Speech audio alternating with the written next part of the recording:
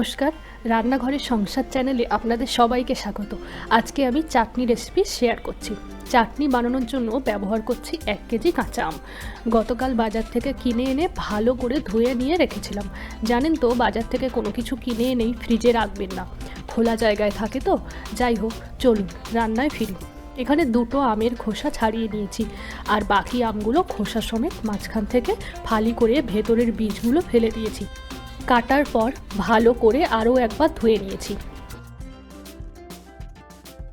এবার শুকনো লঙ্কা, একটু গোটা জিরে দিয়ে ভাজা মশলা আগে বানিয়ে নিচ্ছি। আপনারা চাইলে 5 ফোড়ন গোটা ধনে দিতে পারেন। একটু বেশি বানিয়েছি যাতে অন্য সময় ব্যবহার করা যায়।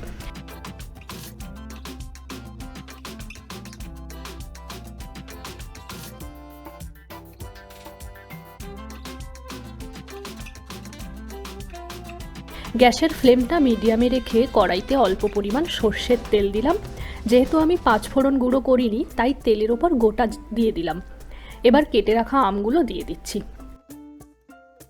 সবগুলোতে গরম তেল ভালোভাবে মেখে গেলে দিয়ে দিচ্ছি একটু নুন আর সামান্য পরিমাণ হলুদ গুঁড়ো, যাতে একটু রং আসে। সাথে একটু লঙ্কা গুঁড়ো দিয়েছি টেস্ট হওয়ার জন্য।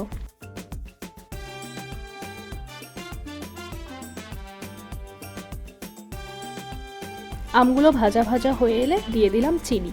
আমি এখানে 1 কেজির মতো চিনি ব্যবহার করেছি। আমগুলো টক, তাই আপনারা অবশ্যই আমের টক ভাবটা টেস্ট করে চিনি ব্যবহার করবেন। ভালোভাবে কষে নিয়ে ঢেকে দেব। একবার ঢাকাটা খুলে আপনাদের দেখাই কতটা জল বেরোলো। দেখুন, আমের জলেই আম সেদ্ধ হয়ে যাবে। আমি কিন্তু 1 ফোঁটা জল ব্যবহার করব না। দেখুন কতটা জল বেরিয়েছে।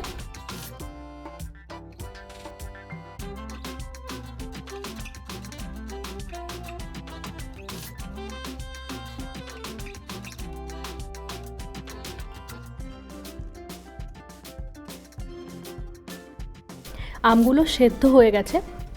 মিষ্টির চেয়ে টক বেশি লাগছে, তাই আরও চিনি দিলাম। আমার কিন্তু 1 কেজি চিনি সবটা লেগে গেল 1 কেজি আমের জন্য। আমের চাটনির শিরাটা একটু গাঢ় হয়ে এলে দিয়ে দিচ্ছি ভাজা মশলাটা। মশলা দেওয়ার পর আরও কিছুক্ষণ ফুটিয়ে নিলাম। অনেকটা গাঢ় হয়ে গেছে।